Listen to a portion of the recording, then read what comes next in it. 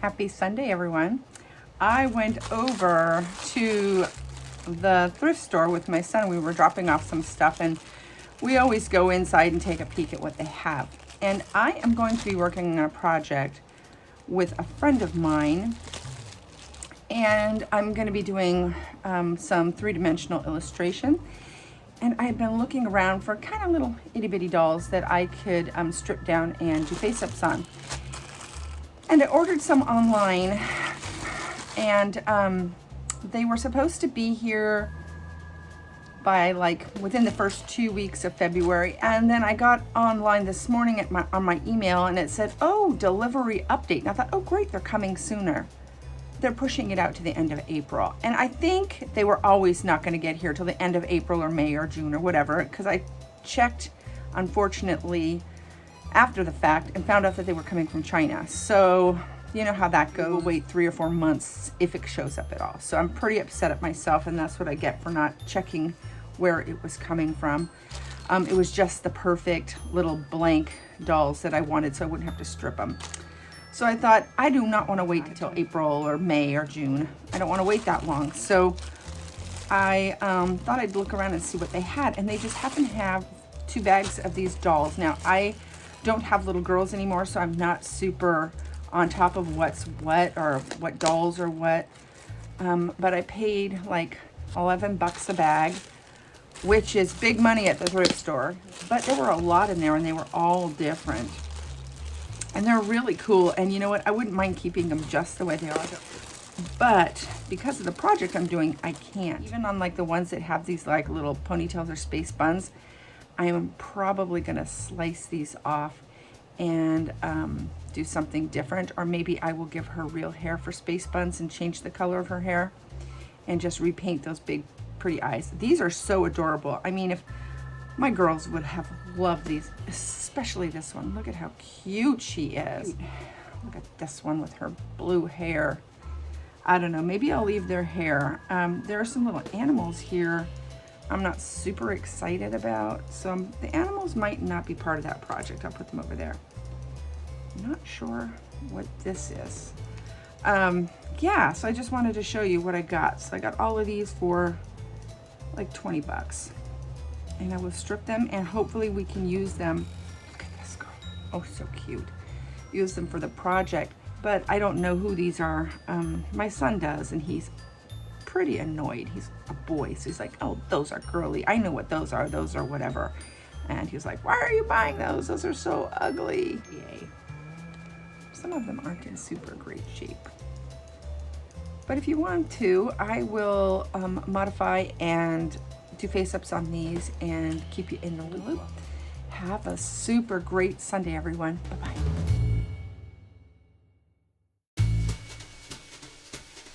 And today I'm gonna have a little fun, a little unusual fun. I'm gonna take some acetone to these little LOL surprise dolls.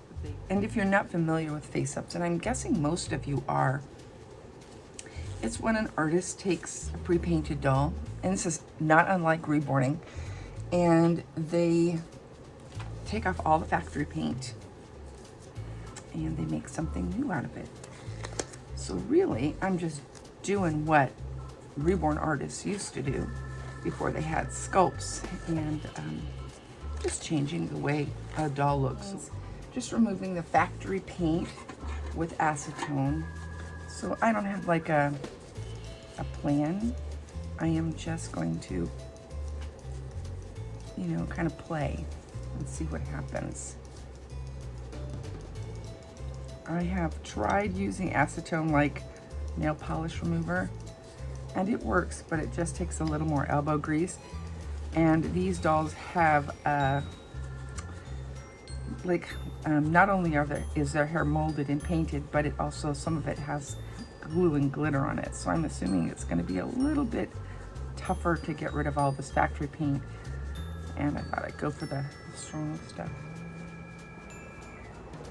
It has been a couple of hours, and I am finally done. I think I'm done. I'm not sure. That glitter, oh my gosh, it will not come off, and it's spread to everything. It's so gross, but I'm just gonna let these soak in some warm, bubbly water and see if I can't get some of that glitter off. And maybe I'll go one more round with a little bit of acetone and a Q-tip and get all the nooks and crannies. I'm gonna get rid of all this acetone stuff out in the trash outside and open up all these windows a little bit more and see if I can't air the room out. It's pretty strong. If you're doing this, please be careful and have some good ventilation, and I'll be back with the progress. Well, I have been working hard. I have all the other 9 babies out drying in the sun as we speak. I am just down to the last baby here.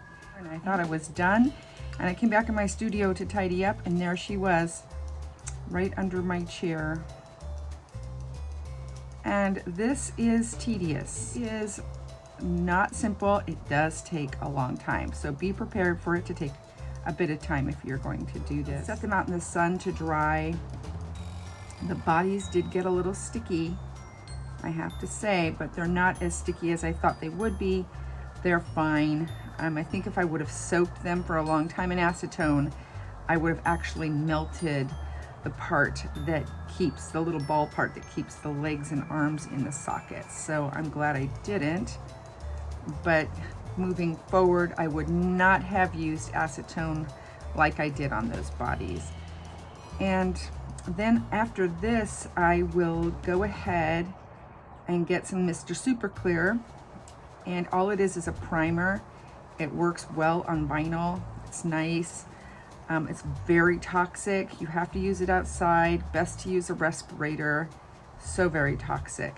If you don't want to try to get your hands on some Mr. Super Clear, because it's not easy, you can use the Folk Art glass and tile primer.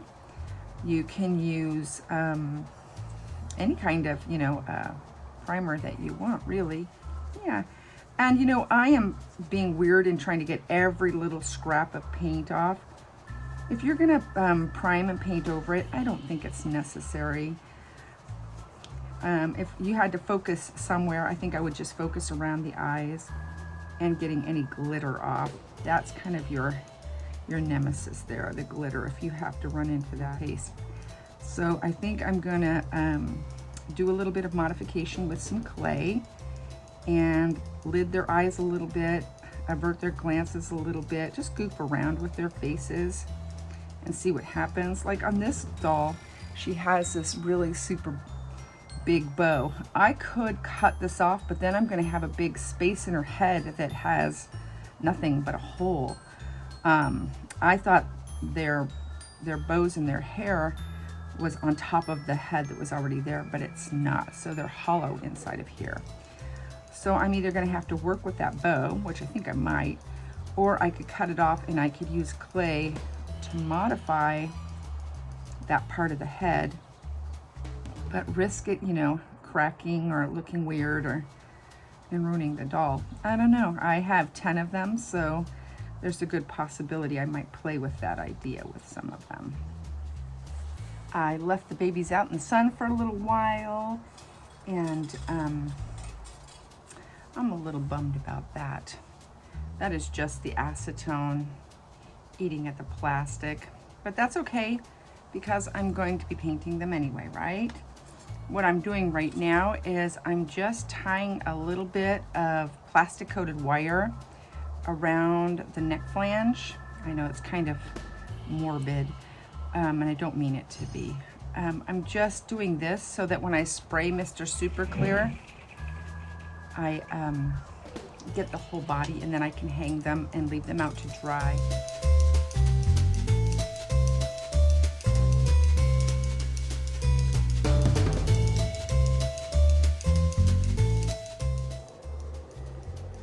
Well, I got a couple of hours to play tonight, so I'm going to work on these little dolls again. And I have my tea from Paris Baguette.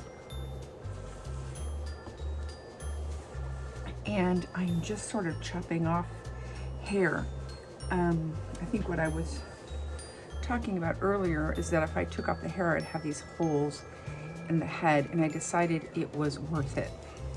Now my beef with these dolls, and I couldn't figure out what it was that kind of unnerved me about them, and it is that they have tiny little baby bodies and they have cute little baby heads with big eyes, and they have this very adult themed thing going on with their clothes and their hairstyles. What I'm gonna do is I'm gonna use some clay or some epoxy, and I'm gonna fill up that hole and just kind of remodel the hair a little bit. So I've got that little hole to fill, and I'm just going through each one of these. I'm glad I opened that up because there was a lot of water in those heads.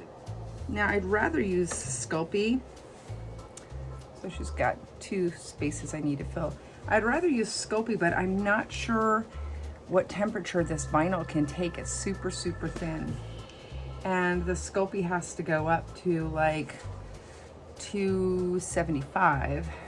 And I'm not sure these dolls can take 275. She's got this very,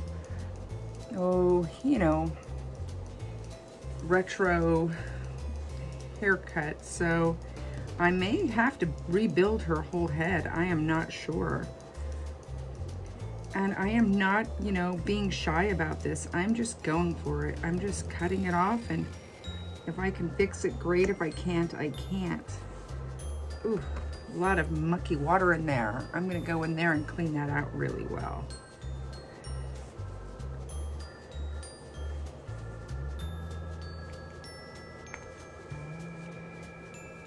I may leave her bangs, her curly little bangs there. I may leave those. I am plugging away. I got kind of burnt out last night working on these. I just didn't like the epoxy. When the epoxy dried, I lost a lot of detail. I stuck the moldy head inside of the oven, the New Wave, to see if it would melt, and it didn't. So I'm gonna go ahead and move forward with some Cause clay.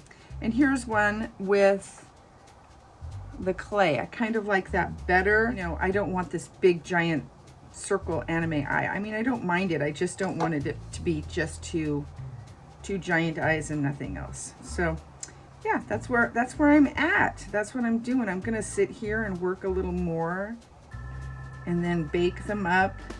Again, the clay, the heads I don't think can go more than 270, and see how it goes. I would be worried if I were doing big pieces of clay, but I'm doing such tiny thin pieces that I'm not gonna worry too much. And I'm gonna get all these heads done, then I will really Mr. Super Clear everybody and get painting. I'll be back in a little bit.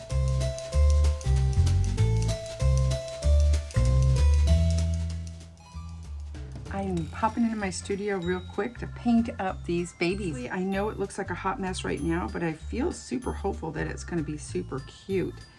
I'm putting on the first layers of acrylic paint, and this is gonna take probably 2 or 3 coats of paint. When I put them in the oven the first time, all the heads blew up. Some of them got bigger. Some of them, the tops of their heads blew off. Some of them just got splits in them. Most of them, the clay just popped right off. It was pretty frustrating. So I had to go in and sculpt them all over again and have to do a bunch of reconstructive surgery on them. This is the second round for this baby. Her teeth are so cute. So I just got all of these guys painted. I went through all of my colored pencils that I had. Well, they're just the watercolor pencils. I know I have a ton of pencils. I use them a lot. And then I took out my box of handmade pastels. I love this box of pastels. It makes my mouth water. I can't explain it. Look at how delicious these are. Aren't they just juicy and yummy? And I just love the thickness of the pastel. They're so beautiful. So what I'm gonna do right now is just match them up with their bodies, give their bodies another coat of paint, Mr. Super Clear them one more time, get them nice and matted down, and then I will start blushing everybody. I had a busy morning. I went ahead and shaded the babies. I've got paint all over me. And I started their eyes. I'm just at the beginning part. Here's one of them. And I will show you another one. So this is what they're looking like right now. The bodies, I did not shade. I just gave them another coat of Mr. Super Clear this morning, and I'm gonna get ready to shade them. I will probably get those eyes kind of fine-tuned a little bit more. Then I'll Mr. Super Clear everybody. I'll use some shiny glossy stuff for eyes and parts that need shiny glossy. And I decided that I'm going to paint shoes on the baby. I'm just about ready to go to bed.